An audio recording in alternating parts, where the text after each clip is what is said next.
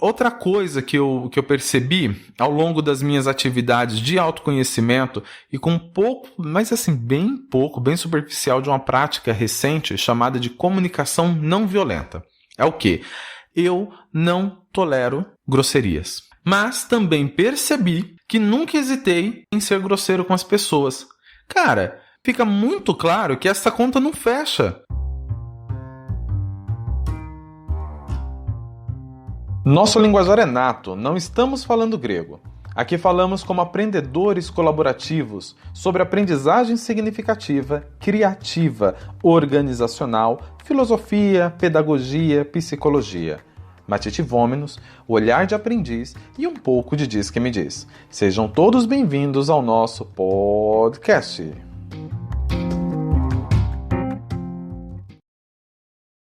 Olá, seja muito bem-vindo ao nosso episódio de número 38. Aqui quem fala é o Adilson. Olha lá, pessoal, 38 vezes a nossa presença nessa querida podosfera. Fala vocês. Salve, salve a todos vocês que nos ouvem. Muito bacana estar aqui mais uma vez com vocês. Deixo aqui meu agradecimento, pelas interações, pelo matite que vocês compartilharam conosco. Foi muito, muito, muito bacana mesmo ouvir vozes diferentes, que não as nossas, falando um pouco, se abrindo, contando suas histórias. Foi realmente muito bacana ouvir um pouquinho das aventuras dos nossos ouvintes. E vamos nessa. E já deixo aqui meu abração aos meus companheiros. Olá, meu caro Bruno. Hoje seremos você, eu e o pessoal que nos ouve. Olha que beleza. Na semana passada o Bruno não pôde participar, porque acontece que nem sempre nossas agendas todas conseguem conciliar na hora de gravar esse programa e participar. Resgatamos ainda o tema mudança para a participação do Bruno, pois algumas pessoas falaram, poxa, faltou o Bruno falar aquela visão mais corporativa que ele sempre traz, um matite mais PJ, de pessoa jurídica, que a gente gostaria de ouvi-lo também. Uma outra provocação foi que disseram que eu sou isqueirinho, fico provocando todo mundo a falar, mas na hora de dizer eu não digo nada. Eu digo, gente, eu respondo também. Acontece que a minha função realmente é essa, de provocar e tirar o que há de melhor de cada um dos meninos do elenco, mas hoje eu também vou aproveitar e vou contribuir com o meu matite. Porque tem gente que acha que parece que não tem uma luz no fim do túnel, mas tem sempre sim. Gente, o carioca, cantor e compositor Xande de Pilares tem uma canção chamada Clareou, que diz que para tudo tem um jeito. E se não teve um jeito, é que ainda não chegou ao fim. Por mais clichê que essa afirmação possa parecer, ela possui uma grande porção de verdade. E é muito bacana poder contar com isso e saber que sempre existe uma alternativa. Na minha época de seminarista, tinha um colega lá do seminário que o pessoal falava assim, para tudo se tem jeito, menos para a morte. E esse colega seminarista falava assim, até para a morte, porque se Lázaro voltou, essa é a prova de que sempre existirá uma alternativa sem a necessidade de atribuir qualquer tipo de religiosidade para essa fala, mas que nós, como o Elder já disse muitas vezes ao longo dos episódios, nós possuímos essa inteligência infinita, essa capacidade incrível de solução de problemas, principalmente os nossos. Tá? Então, toda essa história só para perguntar para o Bruno, seu matite de mudança, e depois eu também contribuo com o meu. Fala você. Eu acho que a mudança também gera transformação. Acho que a transformação ela é a consequência de uma série de fatores que a influenciam, e um deles é de fato a mudança. Mas não necessariamente a gente precisa ter uma mudança para que se tenha uma grande transformação, Assim como uma transformação pode estar 100% ligada a essa mudança. Mas eu acho que a mudança é mais um fator capaz de transformar as coisas. E nesse contexto, a gente também não deve pensar que só a mudança por si só vai trazer a transformação que muitas vezes a gente gostaria, Acho que tem uma série de fatores e a gente pode falar até um pouco mais sobre isso. E em relação à persistência, eu acho que está um pouco atrelada no que eu vou falar um pouco mais para frente, mas que, obviamente, toda mudança exige em um determinado nível, né, um grau de adaptabilidade ou de resiliência, enfim, podemos usar inúmeras palavras de como a gente vai encarar a consequência dessa mudança. Não só a consequência final dela, né, mas o processo de mudança em si, né? Dependendo do quão impactante é para a gente prover essa mudança, sem sombra de dúvidas, vai exigir um mínimo ou o máximo possível de persistência, cara. E assim, essa palavra mudança é uma palavra que está muito no meu dia a dia profissional. Eu trabalho há alguns anos numa empresa considerada de grande porte aqui do Brasil, né, comparada com as outras empresas do Brasil, e é uma característica bastante interessante. Busca-se sempre a melhoria, né, a evolução, o desenvolvimento, mas a mudança por si só é algo que acende uma luz vermelha toda a liderança das grandes companhias. Até por isso é muito comum a gente sempre ouvir falar de gerenciamento de mudanças. Acho que muita gente já ouviu falar como MOC, vem do inglês, Management of Change, mas que na prática é gerenciamento da mudança.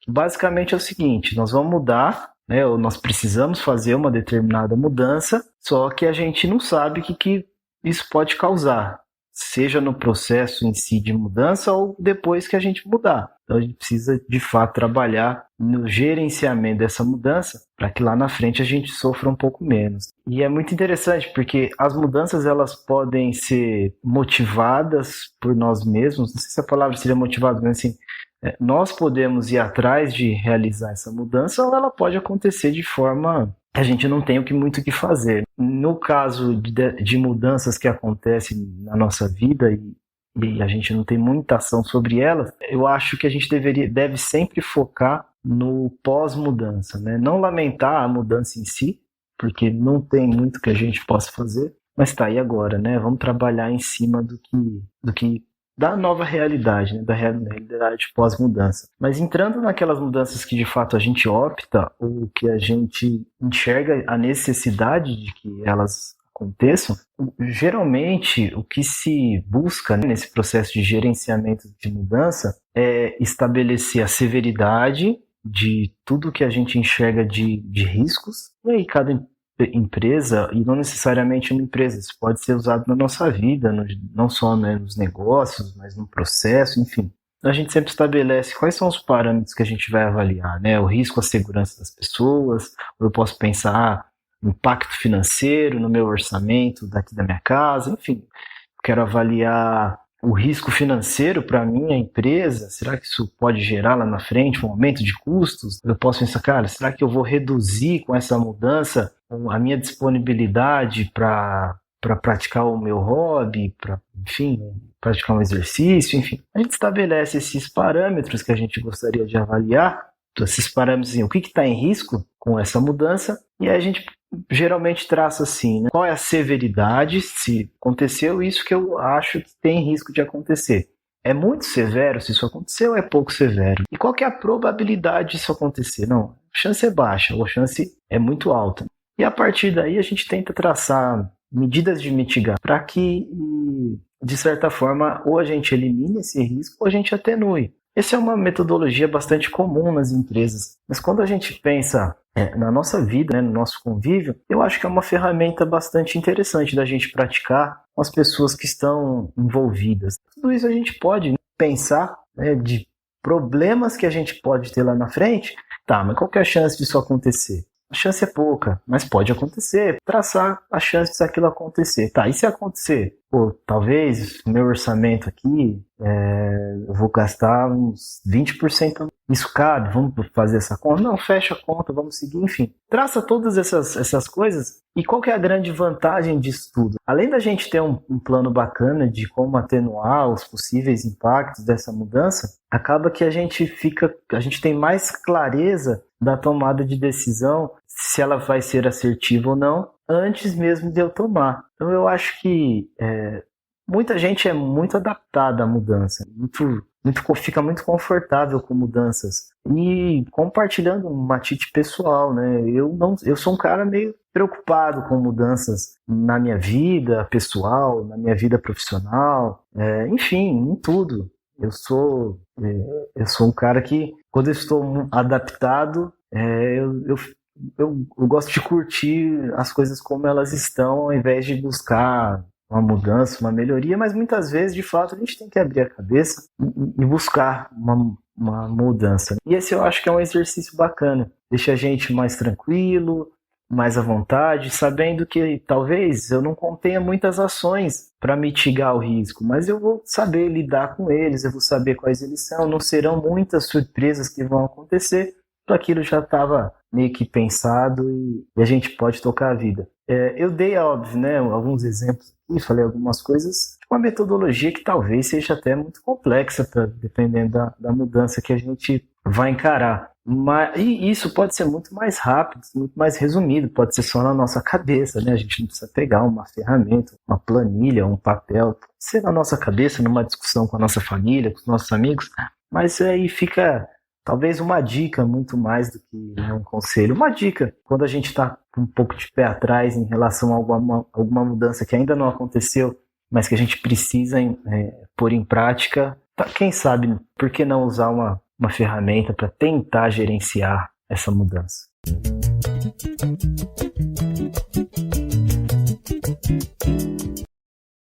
Bom, qual a minha relação com a mudança e o meu matite? Eu cresci com uma mãe viciada em mudança, mas a mudança que ela curtia era a mudança dos móveis dentro de casa, a disposição deles.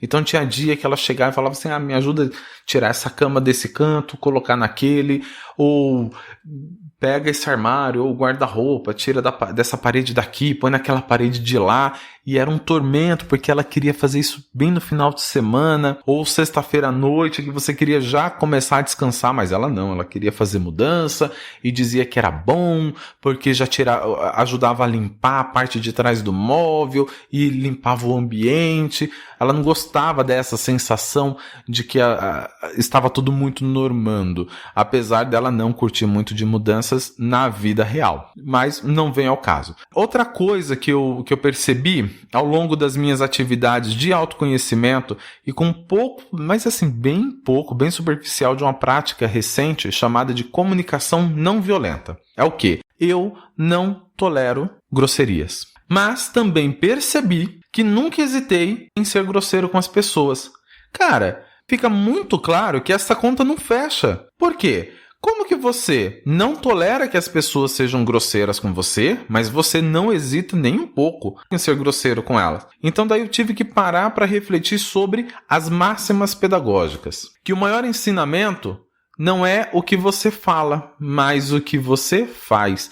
Gente, é hipocrisia demais pregar uma coisa e fazer outra coisa. Tem uma frase atribuída a Mahatma Gandhi que diz o seguinte: seja a mudança que você quer no mundo. E daí eu fui percebendo que eu venho conseguindo de uma forma ainda que muito tímida, mas ela existe. É melhor ela sendo tímida do que inexistente. Que é o quê? Semana passada eu hesitei um show de horrores em alguns posicionamentos, tanto em relação à política que a gente vive no país hoje, como questões machistas, racistas, homofóbicas, que daria um compêndio de coisas assim, daria pra gente falar. Mas o que eu fiz nesse momento? Eu fiquei em silêncio. Mas esse silêncio não era um silêncio de covardia, mas era o silêncio no sentido de que, assim, eu já me posicionei. E se eu entrasse no embate, fatalmente haveria grosserias. Entende nesse sentido?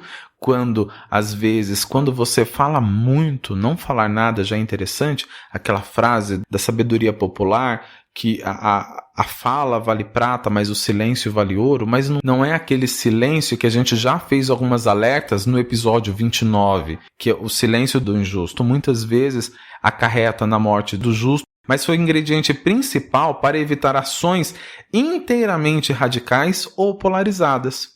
Por fim, gostaria de afirmar mais uma vez: nada mais pedagógico do que o exemplo. Não dá para exigir que as coisas mudem quando a gente não muda. Não dá para exigir que as pessoas sejam mais aventureiras quando a gente não se aventura. Na faculdade de pedagogia falava-se muito assim, né? Olha, tudo aquilo que você falar os alunos vão esquecer, mas tudo aquilo que você fizer os alunos vão reproduzir. Então, por fim, gostaria de afirmar mais uma vez: nada mais pedagógico do que o exemplo. Você quer que alguém faça alguma coisa? Faça você primeiro. Não adianta você ficar apontando, porque eu me lembro de muitas coisas que diziam na infância: faça o que eu digo, mas não faça o que eu faço. Isso nunca resolveu. Ah, mas você não fez. Eu não fiz porque eu não quis, mas não porque aquela fala foi o que me incentivou ou que me coagiu a ter feito. Não fiz porque não quis. Então, pensemos nisso daí, que essa mudança, essa transformação, só quem sai ganhando é a gente, tá bom? Então, gente, fico por aqui. Grande abraço, beijos na família. Bruno, alguma consideração final? Tchau, tchau. Bom, galera, acho que é isso. Mais uma vez, agradeço muito. É sempre um prazer participar desse podcast. Para fechar, né, falando um pouquinho de mudança, fica o meu convite, né, para a gente pensar, sempre, obviamente, avaliando os riscos, os impactos, mas, se não tá legal, né, se alguma coisa não tá bacana, vamos tentar mudar. Talvez a gente não consiga de cara, talvez a gente precise de ajuda de outra pessoa, talvez não seja tão fácil, mas vamos tentar mudar. Vamos tentar mudar aquilo que não está legal, talvez dentro da nossa casa, dentro da nossa comunidade. Quem sabe a gente não atinja até maiores escalas. Se a gente identificar alguma coisa que não tá legal, talvez a mudança seja um caminho. E fica aqui meu convite mais uma vez para cada um de vocês que nos ouvem, que compartilhem, nos mandem mensagens, comentem nas plataformas digitais, nas redes sociais. É sempre muito bom ter esse feedback e saber de matites diferentes. É sempre um momento de muito aprendizado e muito crescimento pessoal para todos nós. Valeu, até a próxima. Chegamos ao final deste episódio, que contou com a colaboração de Bruno Reis, Welder Santos, Rosângela França, Stephanie Oliveira e eu, Adilson Matias de França. Lembre-se de compartilhar com seus amigos, ou com não tão amigos assim, mas compartilhe. Para falar conosco, nos chame pelo Instagram ou pelo YouTube. Aprendiz Matite, Mathite, Aprendiz Matite. Ficamos por aqui. Tchau!